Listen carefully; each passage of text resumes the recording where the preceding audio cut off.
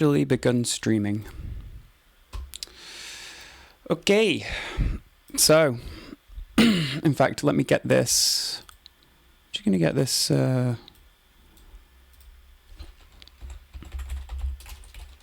gonna get my own stream up on my own computer, and hopefully it won't absolutely eat all of my bandwidth. Let's just see if I can pause that and still see the chat. Should be able to. I will accept all of the cookies. Give me the chat.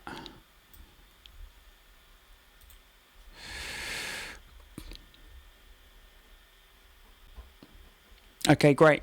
So, we're here. Let's have a look at this.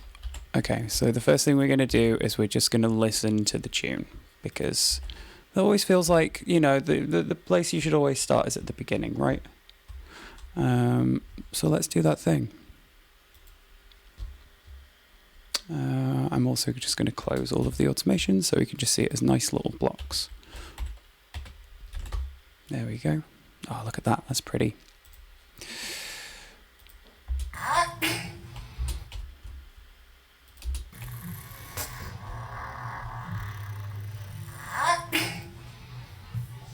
Jesus.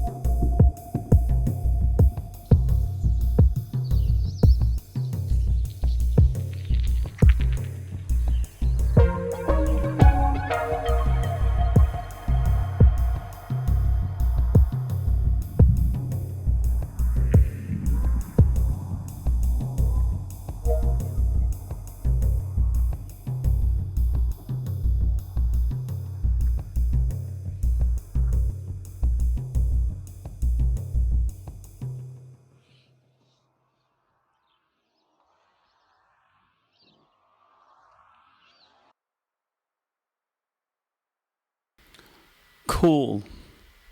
Okay, well,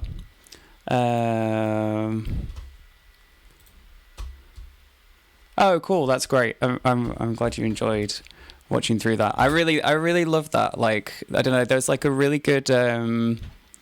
I mean, we all have our feelings about Aphex Twin, but like, I mean, his influence is undeniable. But there's that amazing video on YouTube that's like just the synths from Vorhosbun, and it's like it's all inside a tracker door, and it's like zooming in on different things, and yeah, I did really enjoy that. And also, like, recently Skrillex, God, my reference points are so messed up, but oh wow, look at this. Wow, we're getting spam comments in the chat. Sick. Yes. Oh, this is so good.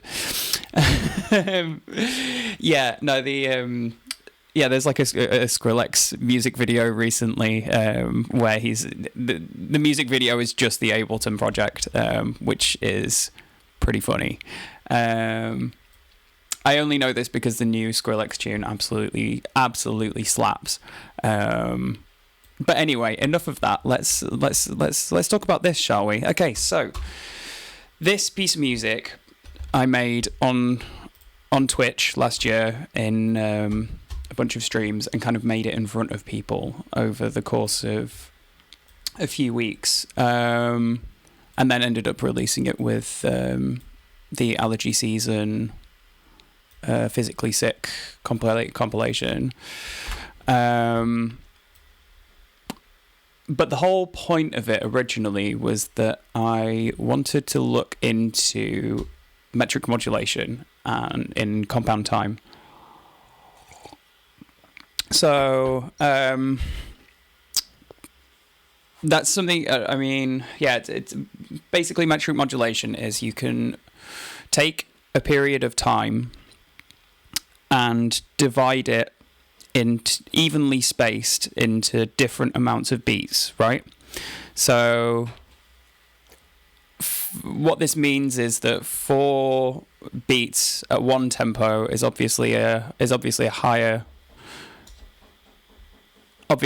tempo than 3 beats at the same amount of time, right? Because you're having to fit more beats into the same amount of space. And so you can use this as a DJ, as a musician, as a producer, whatever, as a way of shifting between 2 different tempos. People in DJing call it triplet mixing.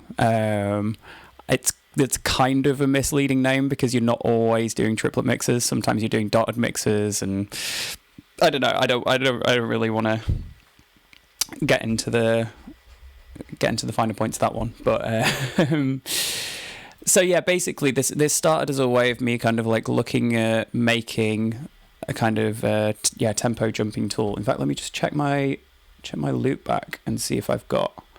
Oh, right, okay, so I've got a thing set up for Brave. Right, okay. In that case, what I'm going to do is I'm just going to quickly play a piece of music by the absolute boy, Bambunu. I really, really love this tune. Let's have a look. We're going to go on YouTube. Oh, no, is it going to do this to me? I'm not a robot, I promise. I'm so not a robot.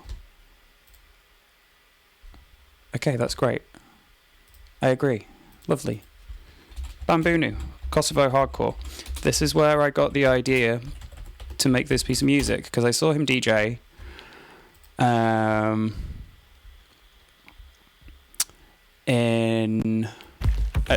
Terraformer, I think, in Milan.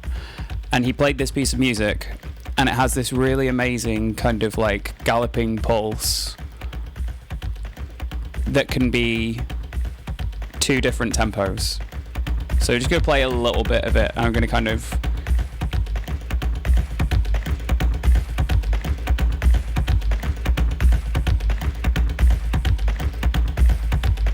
so you might be hearing that as one pulse, you might be hearing that as a different pulse. So the most obvious to me. 1, 2 3 4 5 6 1 2 3 4 5 6 1 2 3 4 5 6 1 2 3 4 5 6 1 2 3 1 2 3 1 2 3 1 2 3 1 2 3 1. So you hear how there's like multiple things going on in there. 4 1 2 3 4 1 2 3 4 1 2 3 4 1 2 3 4 1. So what he's doing is he's utilizing the kind of ambiguity of a kind of 6-beat triplet pattern as a way of shifting between these two different kind of rhythmic time frames, right? So I heard him play this. I heard him play this out of a techno tune, and then use this as a way of jumping up into a drum and bass track, which it blew my little mind. I'm not going to lie to you. So the whole point of this originally was that I wanted to make a track like that, or a track that did that from start to finish. So maybe we could actually have a quick look in here and see if we can find the earliest version of this little project. Right, okay, 6/4 rolling thing, definitely not for Houndstooth, honest. I don't need to save any changes. Okay, great. There's always that moment of terror, isn't there, when you do it? Oh, it could go horribly wrong. It could go horribly wrong at any moment. But yeah, so the way that I started to approach this initially was that I basically made myself 2 metronomes. So there's obviously the internal metronome in Ableton, in Live, sorry, up in this top corner here. But to get myself in the headspace of thinking in these 2 different time frames at the same time, I made two little metronomes. So we've got one here, which should be doing. I think this stopped being a metronome very quickly. Huh.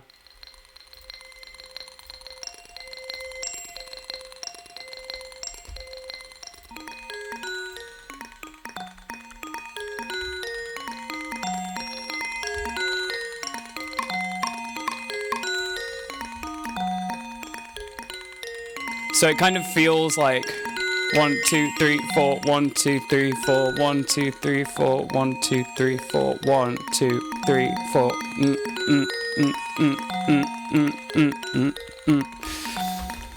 And that's kind of that's basically where this track began. It really was just like starting out with putting in a bunch of notes like this: 1 2 3 4.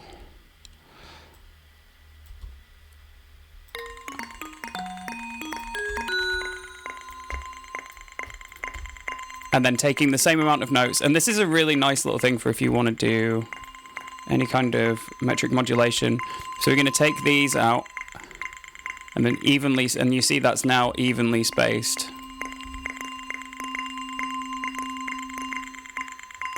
So if you wanted to go down in the opposite direction to a slower tempo, you would take those 3 beats and stretch them out to be in the space of 4 beats. Or if you wanted to go the other way, then you could take these 3 and squish them into here, into these 2 beats.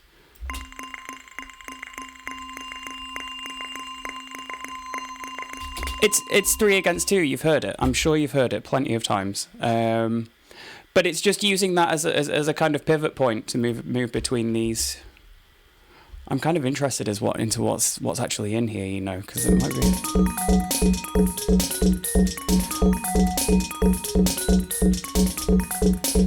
cool. Just like a kind of FM donk bass. You know, not all the ideas are good to begin with. I think that's definitely in the final tune. That's absolutely in the final tune. That's probably like Glass Eye by Pearson Sound, right? That snare. What a banger. Right, okay, let's jump back into this main project. And we'll start to look at some of the individual channels, and we can kind of have a quick look at like processing and stuff. If you guys have any questions, or if you have any like prompts or anything in particular, please do just pop it in the chat, or either of the chats, any of the chats. We've got multiple chats. Can you imagine that? What a life, eh?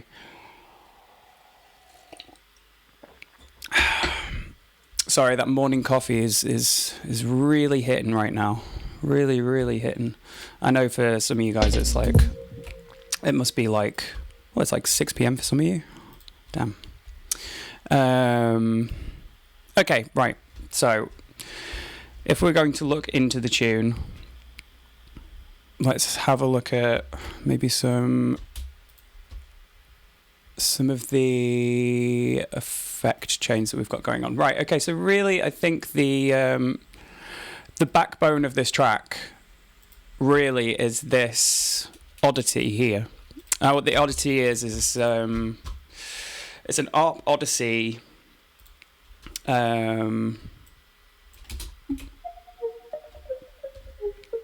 it's an ARP Odyssey VST emulation. So the ARP Odyssey was developed in probably the 70s, and it's particularly known for its applications in post-punk, because it has this amazing ability to, you can take one oscillator, which you control with these volume sliders just here. Wait, let me zoom in on these guys. So you have these volume sliders right here, right? And what you can do with these, so you go oscillator 2 up, oscillator 1 up. It's a little bit quiet. Let's give it a bit of level.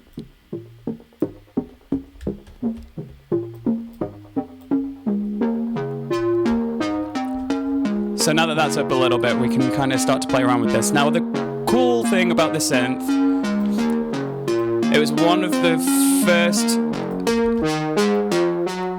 synthesizers to have an option to cross-modulate 2 oscillators like straight out the box, which means you get these really big complex waveforms that have tons and tons of harmonics in them, which was really useful for all those kind of post-punk new wave bands and kind of like late 70s, early 80s, because it really cuts through the whole of the kind of wall of guitars and stuff. It's just like the most, you can hear all of those like really chunky overtones coming through. It's really nice, isn't it? If I start to modulate,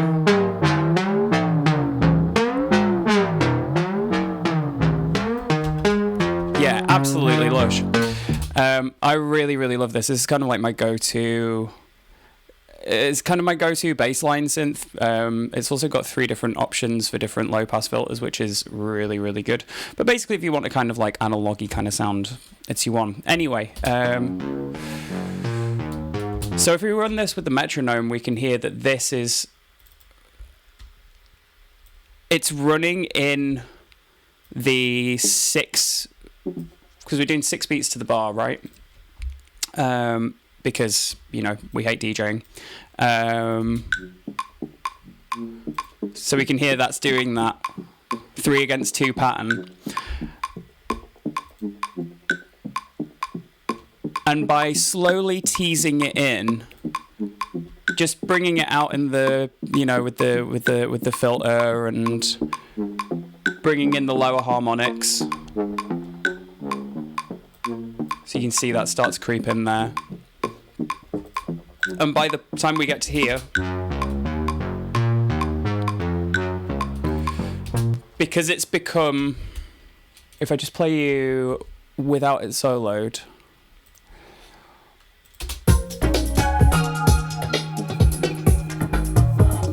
so the pulse that you're focusing on there is that kick drum in the bottom end, right? That dum dum dum, 1 2 3, 1 2 3, 1 2 3, 1 2.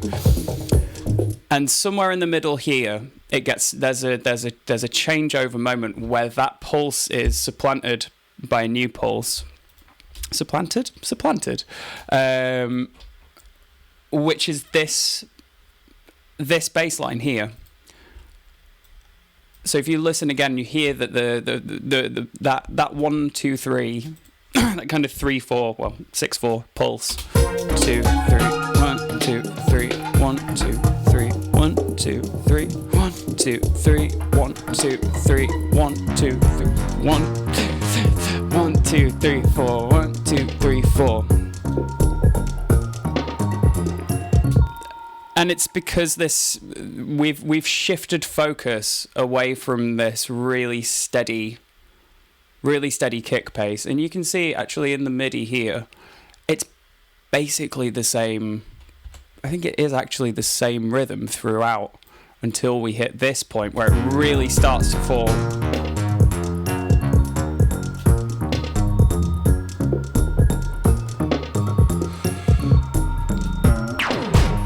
So it's kind of it's really what it's about is using different elements in the track, slowly teasing things in as a way of shifting where that rhythmic framing is, shifting where that where your attention lies. And I think that's like, I don't know, I think that kind of like making your audience occupy a state of ambiguity can be really, really powerful and really nice. And I think it's something that I'm kind of, I don't know, I'm really getting to grips with now, because I think I've like spent quite a lot of time making music that's not straightforward, but is like build up, thing happens, and then build up, thing happens. And actually, I think the thing that I'm kind of happiest with in this track is that it just feels like it's slowly, you know, everything is slowly turning and going from this one state to another. And I think there's something about, I don't know, starting out with the intention of making a track that would begin in 6/4 at 135, 129, and go up to 4/4 and 172. That having that kind of intention to begin with is super helpful. So if let's have a look. Maybe there's something else we can jump in on that I mean, there's definitely stuff we can look at in here. Right, okay. So we're talking about the backbones of the tune, right? So I really think that, yeah, this oddity is kind of a secret MVP that kind of comes out of nowhere.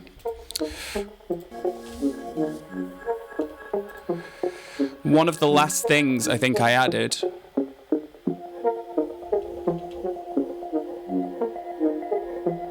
was this chain down here. So we can use this as a nice little way to talk about instrument racks, because instrument racks are cool as hell. Although I did do myself a bit of a headache with this one, but anyway. So right, this is a sample. Oh, did I close Brave? Oh, I did as well. Right. This is a sample from a track called Wifey Rhythm, which is a classic, absolute classic grime instrumental by Flukes. I don't think I know much more about it than that, actually. I think I don't know, it's one of those real why am I crying in the back of the Nissan Micra with the boys kind of tunes, you know? Oh, fun fact, the vocalist that was sampled on this track is called Aya. Isn't that fun?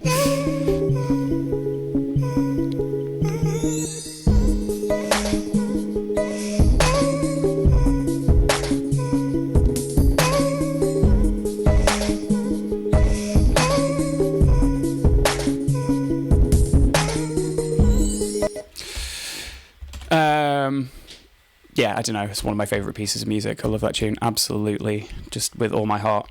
I think you can actually see, you can see on the file name here that this is absolutely a YouTube rip. I totally endorse using YouTube rips at any and all times. So let's look at when it first comes in.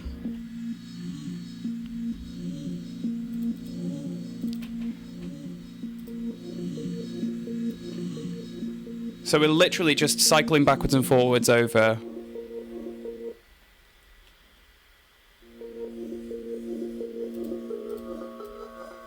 over like a beat and a half. And you can see already, like I was saying about the changing of pace from the slower tempo up to the higher tempo.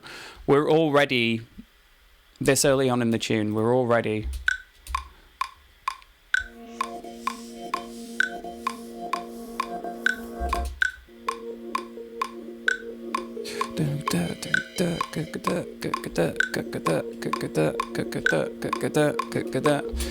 You know, that's already kind of like, I don't know, it's already signaling to the audience that that's where we're going, you know. But yeah, so this is using, if we want to get into some cool simpler stuff. If you've never used simpler before, I would highly sampler. Sorry, I would highly recommend getting into it. I think it's probably the most powerful piece of kind of internal, no, kind of stock Ableton plugins, because it has all of these really cool modulation options. So, wait, I can't tell if I'm. 1 minute, I think I might need to move myself on the screen because I think I'm getting in the way of things. Right, I'm going to go up here now. Hi, what's up? I'm at the top of the screen. So, right, let's have a quick look at Sampler, because Sampler is so cool. The main reason that I love Sampler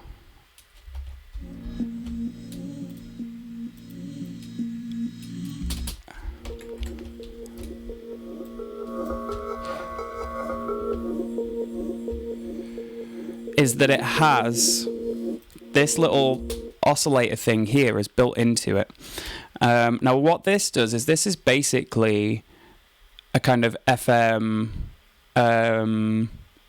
it's like a ring modulator that is mapped to the pitch of your sample. So if I play a C3 MIDI note in, then it will apply a C3 tuned ring modulator to that, and then obviously within that you can then fine-tune that here. So let's play a bit of it. So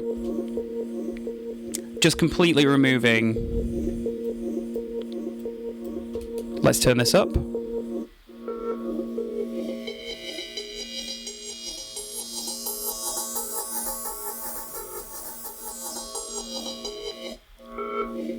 Obviously that sounds a bit gnarly, but it's a really nice way of like moving into having a sound that's recognizable and having it shift into something other, you know, teasing out some of the harmonics that are in there.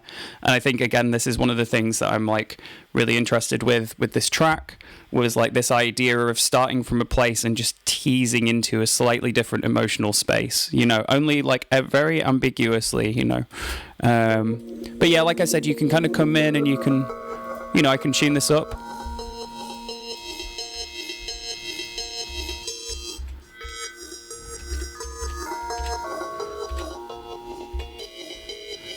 I really like that because it's giving that kind of upper. There's also a fine tune. So the way that I approach this is that on this track is actually that I had. So I've got a. Oh, come on. There we go. Right. So what I actually have here is I've got a little an envelope on this. So it means that it'll basically just cycle. I've got it set to loop, so it'll just cycle through this envelope automatically for me. You can hear it come in and fade out and come in and fade out, and it's basically just an LFO set to the volume, but it's really cool because it means you can control. You know, I've got a fairly long attack going on it, and then a fairly short decay, so it kind of comes on in a wave and then disappears. I mean, I'm not gonna lie to you guys. I was doing a lot of acid when I made this track. Not like actually while making it. That would be an insane person thing to do. I don't think I can operate on those kind of levels. But I think there's something about the kind of like ambiguity, things coming in waves. I think there's something kind of thematic in there, you know. Right. So we've kind of looked at how this sample works, what the point of it is inside the track. Let's look at this. So this is what we're doing right here is I wanted a way of being able to, how to explain, right. If I play with my keyboard, which I'm going to do with my computer keyboard, you can hear that, right? So, right, what I've got here is I have an instrument rack. Inside the instrument rack are a bunch of different sampler instruments. This is gonna sound really, really dull, but trust me, it's really cool and very useful. You just have to bear with me. Right, so what this means is I can play one MIDI note, and that gives me C, and that gives me G. And I didn't want to have to automate. I wanted to have another part of the sample in this second section, right? So this first section is one sample. This bit is a second sample, right? Now, the obvious way to deal with that would be to try and modulate the start and end times using automation. I don't think you can even do that with sampler, or make a separate channel. But I've got all this like nice processing on afterwards, and I didn't want to lose all this nice processing or have to like double it up on every channel. So what I did was, the solution is you make an instrument rack, right? The way you make an instrument rack, let's just, I can do it with literally anything. Just on this snare, for example, you hit Command G, or Control G if you're a Windows user, and that wraps that thing that you've just, your little device here, into an instrument rack, and the instrument rack allows you to play two notes at the same time, basically two devices at once. We've got our snare, and then we've got our snare super long and super pitched up. That's not going to help. Isn't that great? But what if I don't want to play those two notes at the same time? What if then? What you going to do about it? What you're going to do about it is you're going to hit. So you've made your instrument rack. Wait, redo. Hey, redo. It's redoing. Okay, cool. We're good. So yeah, we've got our instrument rack. We've got our two noises in it. We can hear that second. Let's make this like this. Oh god, that sounds dreadful. Why would you want to do that? Right, okay.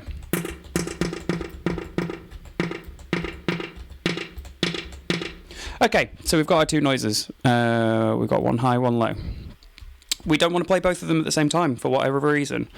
So you hit chain, right? This little button right here. I'm just going to zoom in on that for you. You're going to hit this little button, chain, just here. And what that allows you to do is it means that you can split this into two different zones, right? So I'm going to take this, drag this out to here. This is a technique that I've covered on basically every single stream that I've done. So if you've seen this before, bear with me. And if you've come across it elsewhere, well, it's great to go back over it, because this is, probably one of the cooler things in live.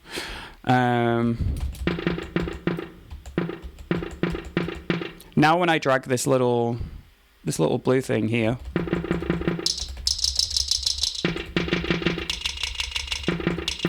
it switches between the two.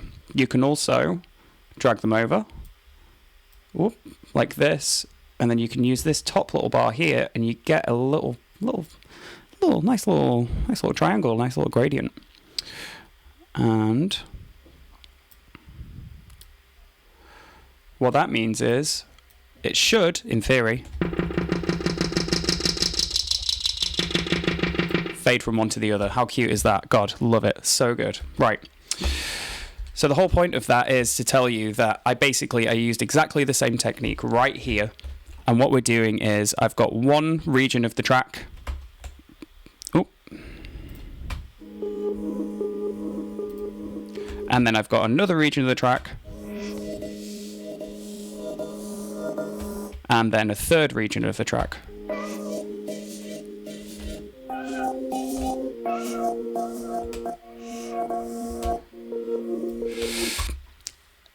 It seems dull, maybe, but it can save you so much computing power. I mean, I'm running on this machine that I'm currently doing this on is a 2012 MacBook Pro. Like, in a year's time. It's 2021. Cool. In a year's time, this MacBook will be 10 years old. And honestly, the only way that I found to work around stuff like that is little hacks like this. Because otherwise, I would have 5 different channels with different, with different, all with different automation and, oh God, no. No, that sounds dreadful. Right, okay. Undoing all of the things so we can kind of keep rolling if we so wish. Okay, so yeah, so that's kind of the wifey rhythm sample.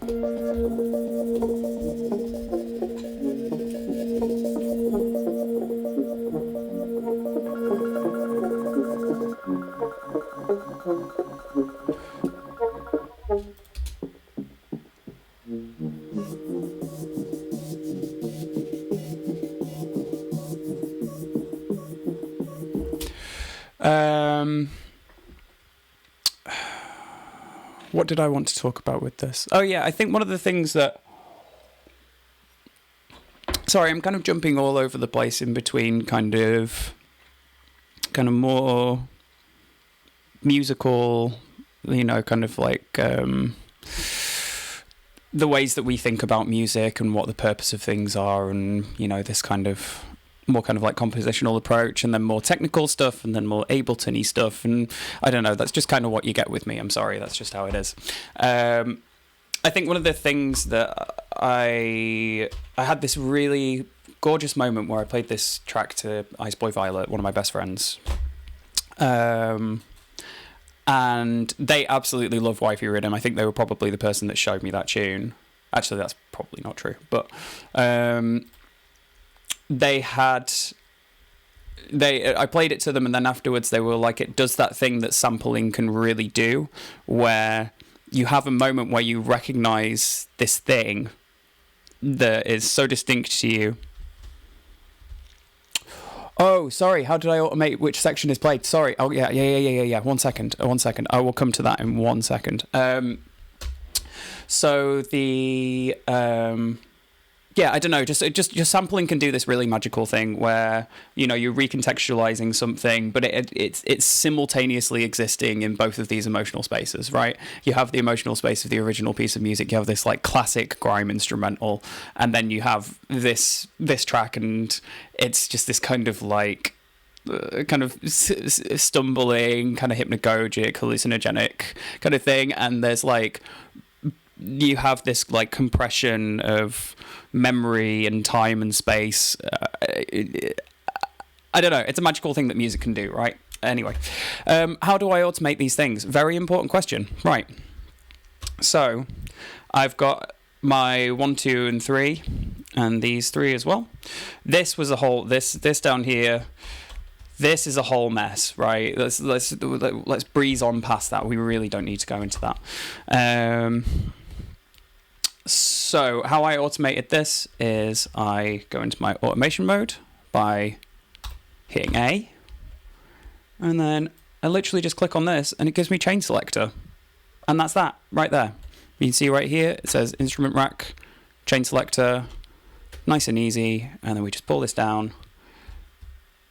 And if anyone can tell those lovely people at Live that we need a scalable version of this interface, because this is difficult, that would be really great.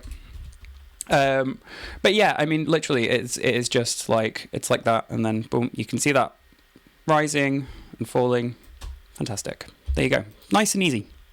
Nice and easy. And so that moves from different sections. You can see as this plays, we're at 0. Automation moves. Automation does not move.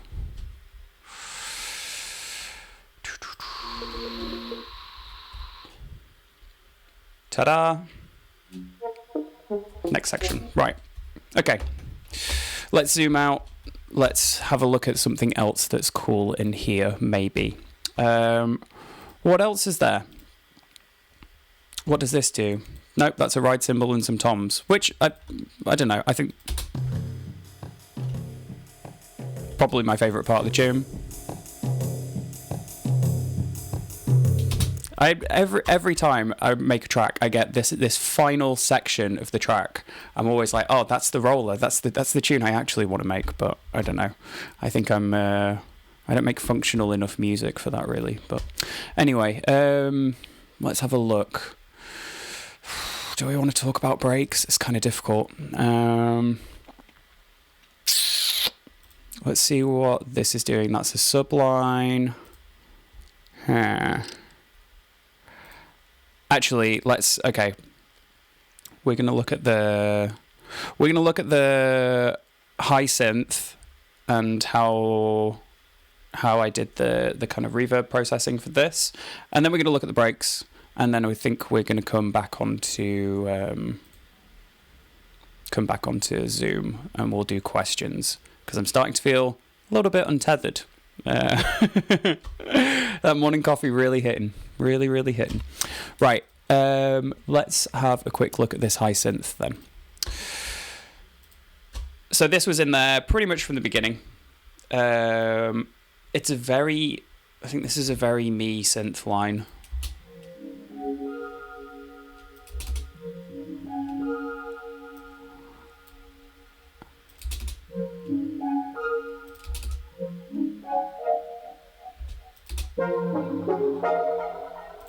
I think I actually played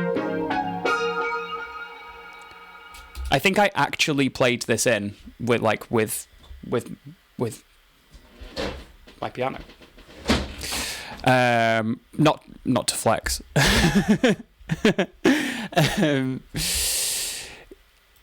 But yeah, I think this was I think I had like which is kind of the X-Files theme. Interesting. And then from there, it's just doing little variations.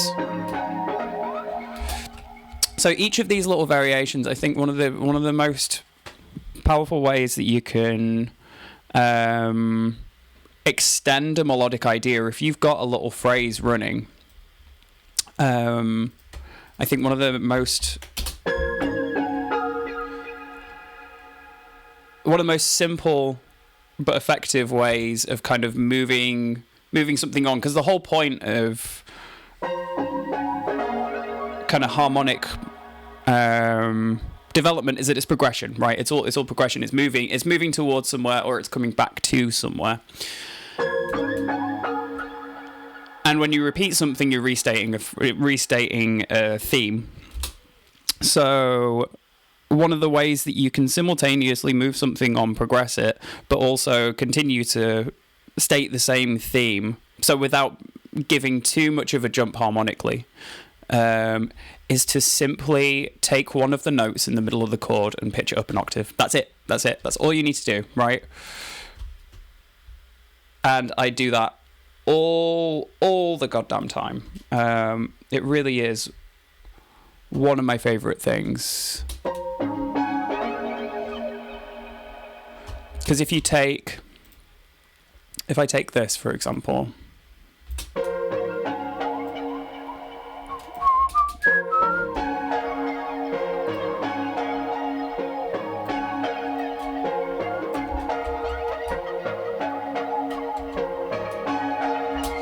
the way that these voices lead, they're now leading up constantly. Whereas if this voice leading is super important, Super, super, super important, and I think it's really overlooked in electronic music.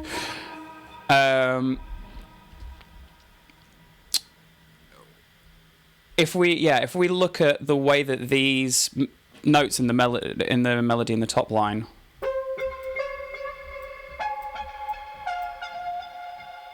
that da, da, da, da, is the arc that we're spelling out, right?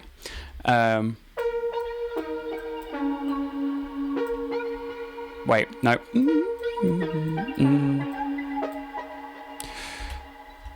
We're now moving contrapuntally to that, right? In contrary motion. So we're moving in both directions.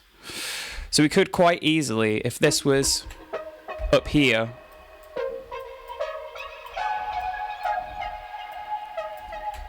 but if I bring that down the octave,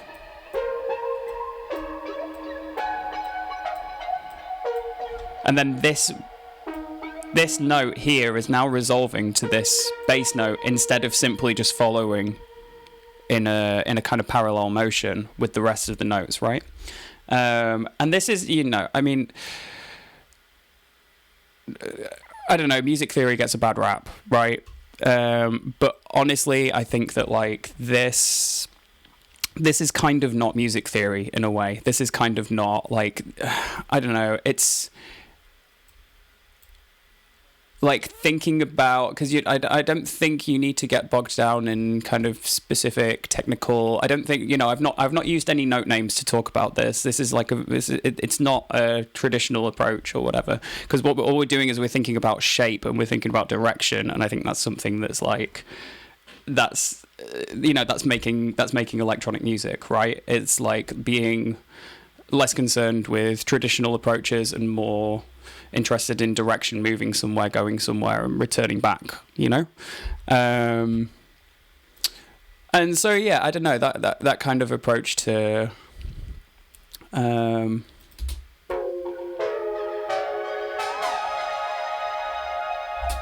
direction of that is upwards, because in this moment in the track we're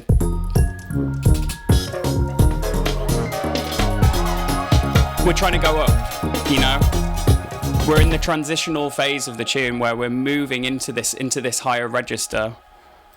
So it suits to try and move in that direction. And then again, I mean, I think this is basically just using all of the same notes that are available in here, but they're just pitched into different octaves to suit the voice leading, to suit the harmonics. So if you've got one little sweet idea, you've got one cute little chord phrase that you're playing around with that you're really happy with, loop it twice. On the third time, take a note that's in the middle of the chord, pitch it up an octave, see what happens, and then play the first loop again. It's powerful stuff. It really is. And it's that simple, it's really that simple. But giving variation and implying direction through doing very simple things like that, that's how we create a sense of cadence, is how we create a sense of going somewhere and returning back, which is like the key fundamental of kind of tonal music making to me. One thing that I wanted to talk about with this, it's another little Ableton trick, I suppose. I guess it's a trick. So if we look at this without this send on, it's like a nice little kind of wet sounding kind of polysynth kind of thing going on. This is Yuhi Diva. This is my favorite synthesizer in the whole goddamn world. I love it so much. There is so much that you can do with it, and I think because when you load it up, it looks like this. People load it up and they go, "Oh, it's a Moog clone." It's like meant to look like a Moog. I say both Moog and Moog. I try and alternate. But yeah, you can switch each of these sections out, and you have this kind of like digital thing, which means that you can do really easy. Oh, come here. Nope, come here. Open out.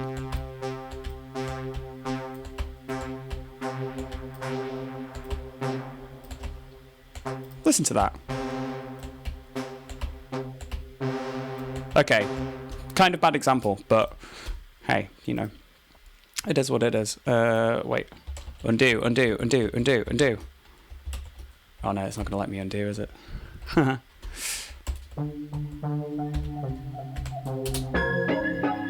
Okay, we made it back. Okay, cool. So if I strip this frequency shifter off. Yeah, it's kind of like a, you know, it's a nice kind of polysynth thing with like some kind of bouncy, glidey stuff. Frequency shifter, basically, kind of giving us a bit of a kind of phaser-y thing going on. Frequency shifters at a really low amount of shift is probably one of my favourite modulation effects, often overlooked. It feels somehow more honest than a phaser. I don't know. And then, so for all of the kind of spatialization, what we're doing here is we're going into this little, we're using our send here. If you don't use sends, get into using sends. If you're exclusively using sends for reverbs and stuff, get over yourself. Because I mean, using sends sometimes, using inserts others, they're both really powerful. But knowing about what they are is really good. If anyone wants to go into talking about sends and how that works, then we can do that in a minute. So we're running out this channel and we're going into this send, and what that's doing right here is it's allowing me access into this right here, which is a little feedback chain that I've made. Now you can make feedback chains in Live. It's really, really fun. Again, it's a great way to, I think one of the things of being with making electronic music is knowing how you make things exciting for yourself at the beginning of working on something. So one of the things I like to do is make a feedback chain that I can play a bunch of notes into, and it's just going to give me some nice little...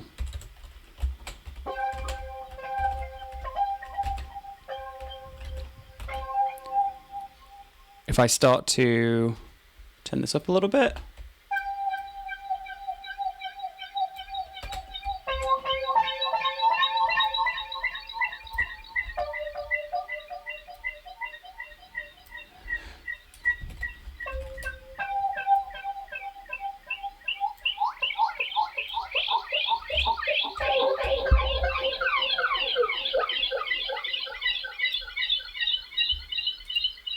So the way that I'm doing this,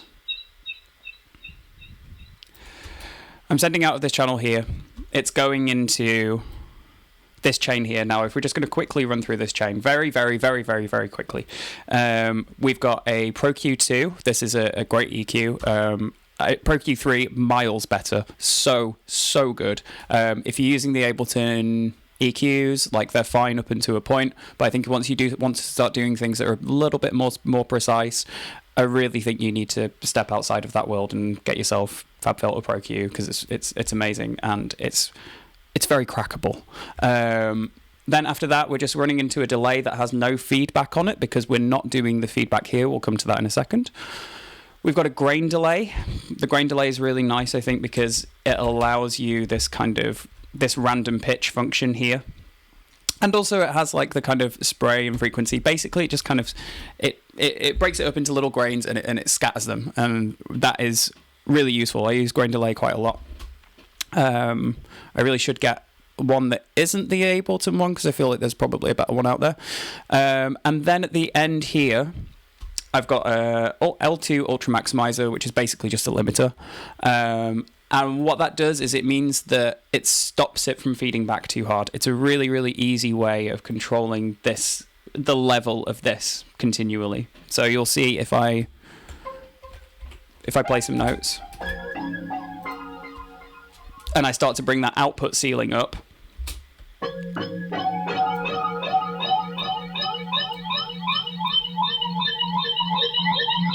So as I drag that down, the amount of compression increases.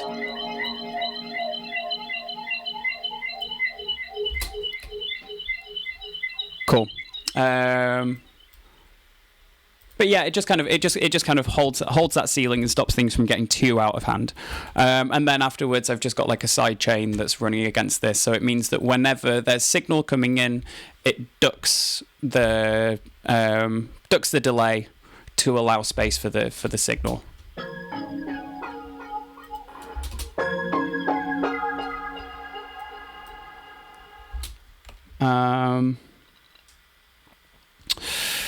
Cool. And then from there, it's just running into a nice big Valhalla room reverb, because I like the idea of like something taking place in one environment. You know, we have this nice synth that's occupying a certain space, and then it goes into this feedback that's kind of back here and occupying this space. But then, like, what's happening in the distance? You know, like how do we give this like a kind of three-dimensional thing going on? You know, we have this, you know, this synth is basically, you know, occupying maybe about 20 to 30% of the stereo spectrum, and then we've got this nice kind of like shifty delay thing that's happening ever so slightly wider of that. But then if we've got something in mono, it's happening all the way over there, all the way in front of us, super far away. And I really like when something echoes through these different spaces. There's a couple of producers that do stuff like that really well. I mean, Mesh is amazing for that, right? So I'm just using these values here, and they're basically like the same as you would have on any normal channel. These can be enabled, so you right click on these and then you can enable the send if you haven't enabled it yet. So like just like that, and it means that you can send from, you know, from one send into another and just kind of keep bouncing signal backwards and forwards. So basically what it means is like this synth goes from here, it goes into this nice big delay, and then once it's hit that big delay, then it goes out to the reverb to stop confusing things.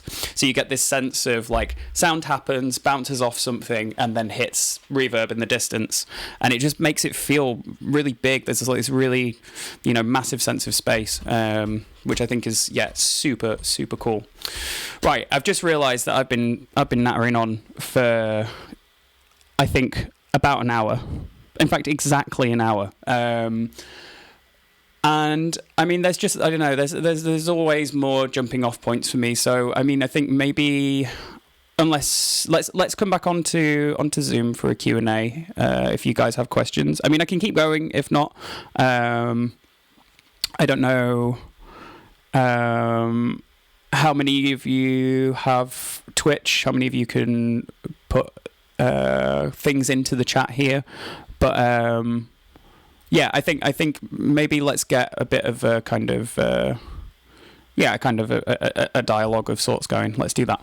Right, I'm going to close this stream for now, and I will see you back in the Zoom meeting. Oh, someone said yes if I have time to go on a bit more. I mean, I've absolutely got time to go on a bit more, but I think if maybe we could do something a little bit more focused, you know. We could. Yeah, if you guys have questions, let's do that thing. Because I think I'm kind of hitting the end of what's immediately... You know, I could kind of go into how to make like the little like whoop sounds or whatever, but I, honestly, let's get focused. Right, okay. I'll see you guys back in ye old Zoomy. Toodaloo.